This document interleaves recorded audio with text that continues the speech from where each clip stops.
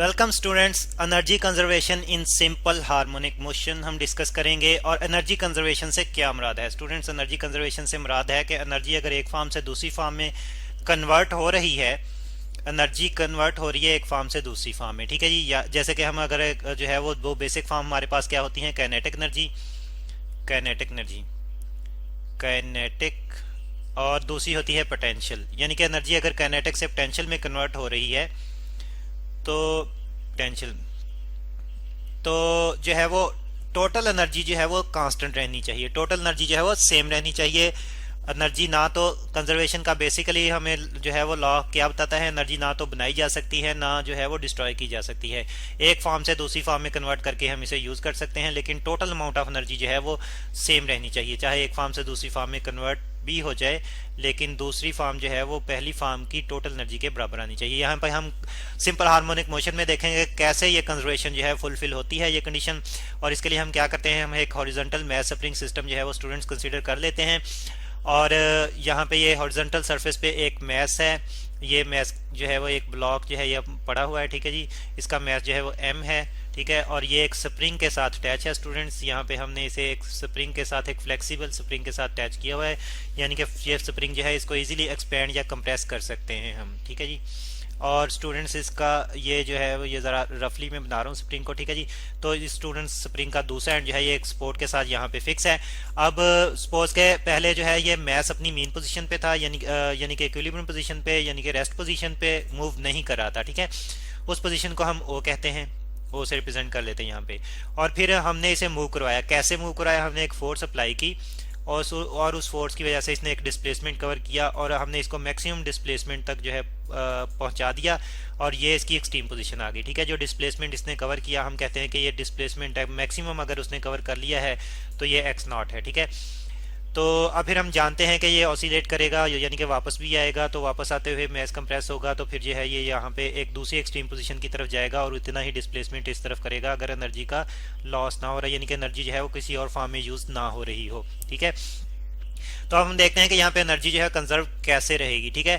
तो पहले तो हमने जो कि यानी कि फोर्स अप्लाई की है स्टार्ट में, यहाँ पे हम लिख लेते हैं इनिशियली जो है वो क्या है, इनिशियली TIALLY इनिशियली स्टूडेंट्स जब हमने फोर्स अप्लाई करना स्टार्ट की थी, यानी कि अभी जो है स्टार्ट ही किया था, तो फोर्स की अमाउंट 0 थी, ठीक है जी। फोर्स यहाँ पे हम लिख लेते हैं, फोर्स क्या थी, 0 थी। तो इसका मतलब है कि डिस्प्लेसमेंट भी 0 होगा, डिस्प्लेसमेंट भी 0 होगा, ठीक है जी, 0। और फिर हमने फोर्स अप्लाई की और अप टू एक मैक्सिमम लिमिट तक हमने फोर्स अप्लाई कर दिया। अब हम यहाँ पे लिख लेते हैं कि फिर फाइनली जो है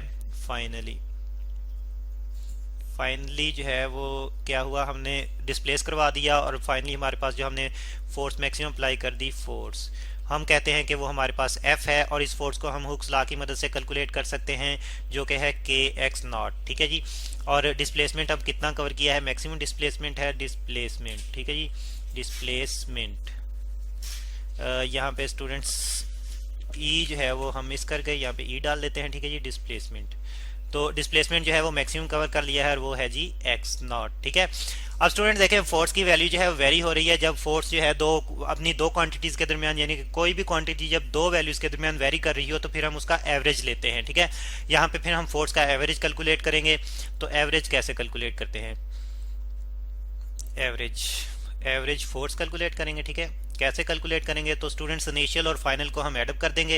एवरेज फोर्स को भी अगर हम F से ही रिप्रेजेंट कर लें और हम कहते हैं कि इनिशियल हमारे पास क्या है, 0 है, यहाँ पे देखें 0 है इनिशियली, तो 0, और फाइनल हमारे पास क्या आ रही है वो हम कैलकुलेट कर सकते हैं kx नॉट से, ठीक है। लिख लेते हैं kx नॉट, और फिर हम ये दोनों एडअप करके, इनिशियल और फाइनल एडअप करके हम 2 पे डिवाइड करेंगे, तो हमारे पास फिर एवरेज फोर्स क्या आ जाएगी, हाफ ऑफ kx नॉट, ठीक है। अब स्टूडेंट्स इस फोर्स की वजह से एक डिस्प्लेसमेंट प्रोड्यूस हुआ है। तो जब फोर्स जो है किसी ऑब्जेक्ट को डिस्प्लेस करवाती है तो फिर हम कहते हैं कि वर्क डन हुआ है उस ऑब्जेक्ट पे। तो हम यहाँ पे अगर वर्क डन देखें, वर्क डन कैसे हम कैलकुलेट करते हैं स्टूडेंट्स, वर्क डन W जो है वो फोर्स और डिस्प्लेसमेंट का प्रोडक्ट होता है, फोर्स इनटू डिस्प्लेसमेंट। तो आप देख रहे हैं कि यहाँ पे फोर्स जो है क्या है जी, यानी कि W is equal to force की वैल्यू क्या है, 102 kx नॉट, ये हम लिख लेते हैं 102 kx नॉट। और डिस्प्लेसमेंट की वैल्यू क्या है वो देख रहे हैं कि मैक्सिमम डिस्प्लेसमेंट जो है वो एक्स नॉट आ रहा है हमारे पास इस फोर्स की वजह से, यहाँ पे एक्स नॉट से मल्टीप्लाई कर देते हैं एक्स नॉट, ठीक है। तो आप देखेंगे कि एक्स नॉट जो है ये स्केयर में आ जाएगा, तो हमारे पास फिर टोटल वर्क डन जो है डब्ल्यू जो है ये हमारे पास आ जाएगा 1/2 के एक्स नॉट स्केयर। अब हम जानते हैं स्टूडेंट्स के वर्क एनर्जी प्रिंसिपल की वजह से जब किसी सिस्टम पे वर्क किया जाता है तो उसकी एनर्जी में चेंज आता है, यानी कि अगर सिस्टम पे वर्क किया जाए तो उसमें एनर्जी स्टोर होती है और अगर सिस्टम वर्क करे तो उसकी एनर्जी यूज़ होती है, ठीक है। तो स्टूडेंट्स यहाँ पे हमने क्योंकि सिस्टम पे वर्क डन किया है तो फिर उसमें एनर्जी जो है वो स्टोर हो जाएगी, और हम देखेंगे ज़रा कि वो कौन सी एनर्जी होगी।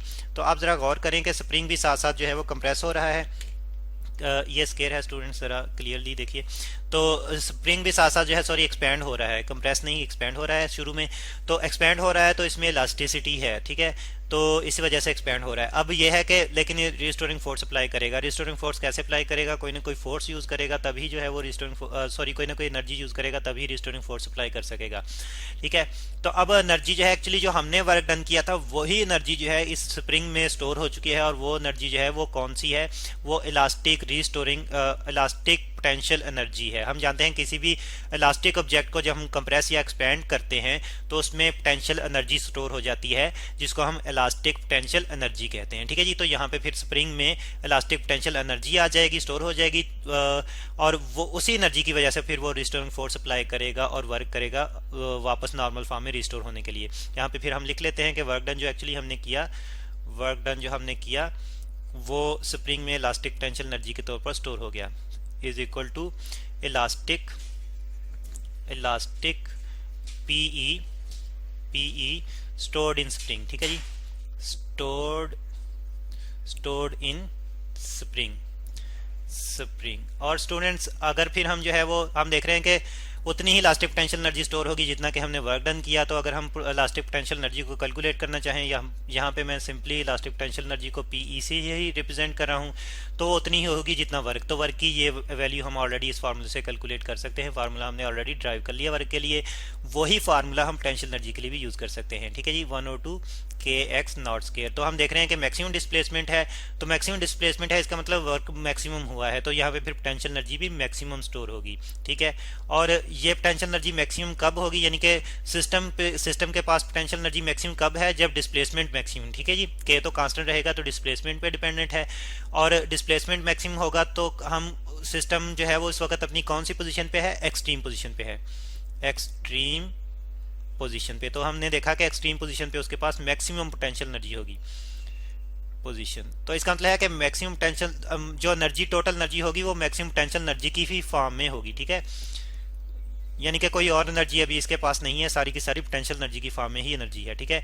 ये हमारे पास सेकंड क्वेश्चन आ गई।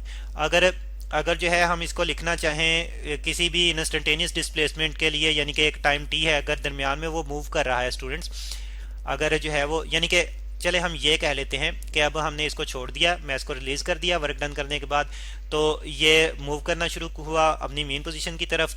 तो अब दरमियान में ये कहीं पे है, किसी भी टाइम टी पे हमने इसकी मोशन को ऑब्जर्व किया, तो क्या होगा, ठीक है, डिस्प्लेसमेंट कम हो गया, यहाँ पे हम लिख लेते हैं, ठीक है जी, एट टाइम टी डिस्प्लेसमेंट की बात हमने की कि कम हो गया है, ठीक है। तो डिस्प्लेसमेंट जो है, डिस्प्लेसमेंट कितना होगा हमारे पास, शॉर्टली मैं इसको डिस्प्लेसमेंट को इस तरह से लिख रहा हूँ, और अब हमारे पास डिस्प्लेसमेंट जो है वो x है, ठीक है, ये कम है x नॉट से। तो अब हमारे पास ये पोटेंशियल एनर्जी जो है फिर इसका मतलब ये है कि वो भी कम हो चुकी है, ठीक है, और वो उसकी वैल्यू हम कैसे कैलकुलेट कर सकते हैं, सिंपली मैक्सिमम डिस्प्लेसमेंट की जगह ये वाला डिस्प्लेसमेंट अगर हम पुट कर दें तो ये हमारे पास पोटेंशियल एनर्जी आ जाएगी 1/2 के एक्स स्क्वायर उस पॉइंट पे, उस टाइम पे जिस पे हम जो है वो ऑब्जर्वेशन ले रहे हैं, ठीक है। अब इसका मतलब है कि ये पोटेंशियल एनर्जी की कुछ फॉर्म जो है किसी और फॉर्म में भी कन्वर्ट हो चुकी है, ठीक है, यानी कि पोटेंशियल एनर्जी है किसी और फॉर्म में भी कन्वर्ट हो चुकी है क्योंकि कम हो गई है पोटेंशियल एनर्जी, जैसे कि डिस्प्लेसमेंट कम हो गया है इस वजह से। तो एक्चुअली स्टूडेंट्स मूव कर रहा है मैस, तो इसके लिए इसकी वजह से उसकी वही पोटेंशियल एनर्जी है वो काइनेटिक एनर्जी में कन्वर्ट हो चुकी है, ठीक है, यानी कि पोटेंशियल एनर्जी का जो पार्ट जो है यूज हो चुका है वो एक्चुअली काइनेटिक एनर्जी में कन्वर्ट हो चुका है। तो अगर हम काइनेटिक एनर्जी कैलकुलेट करना चाहें एट दैट टाइम टी, तो हम कैलकुलेट कर सकते हैं के ई जो है इसका एक्चुअली हमारे पास फार्मूला है half of m v square, ठीक है जी, इससे हम काइनेटिक एनर्जी कैलकुलेट कर सकते हैं। और स्टूडेंट्स हमारे पास हमने देखा था कि मैस स्प्रिंग सिस्टम के लिए वेलोसिटी की जो वैल्यू आती है वो हमारे पास आती है square root of k by m into x not square minus x square, ठीक है जी, ये आती है। अगर हम ये वाली वैल्यू जो है इसका स्केयर ले लें तो ये स्केयर रूट राइट साइड से जो है वो विनिश हो जाएगा और हमारे पास काइनेटिक एनर्जी आ जाएगी K E is equal to 1/2 m, ये वाला आ गया, और फिर ये सबका स्केयर लेकर ये स्केयर रूट कैंसिल आउट हो गया, हमारे पास जो आ गया के ओवर एम, क्योंकि वेलोसिटी का स्केयर है इसलिए हमने स्केयर लिया, और साथ में x not square minus x square, ठीक है जी, ये आ गया। अब देखें कि मैथ में ऐसे कैंसिल आउट हो जाएगा, यहाँ पे हम कैंसिल आउट कर देते हैं, मैथ में ऐसे कैंसिल आउट हो जाएगा, ठीक है। तो हमारे पास टोटल काइनेटिक एनर्जी बच जाएगी उस पॉइंट पे के ई इज इक्वल टू 1/2 के, और एक्स नॉट स्केयर से मल्टीप्लाई कर देते हैं पहले, एक्स नॉट स्केयर माइनस फिर इन्हीं को 1/2 और एक्स के को एक्स से भी एक्स स्केयर से भी मल्टीप्लाई कर देता हूँ, 1/2 के एक्स स्केयर आ जाएगा, ठीक है। तो उस पॉइंट पे स्टूडेंट्स हमारे पास काइनेटिक एनर्जी जो है वो ये होगी। अब हम देखेंगे कि टोटल एनर्जी जो है वो कितनी रहती है, ये हम नेक्स्ट लेक्चर में डिस्कस करेंगे।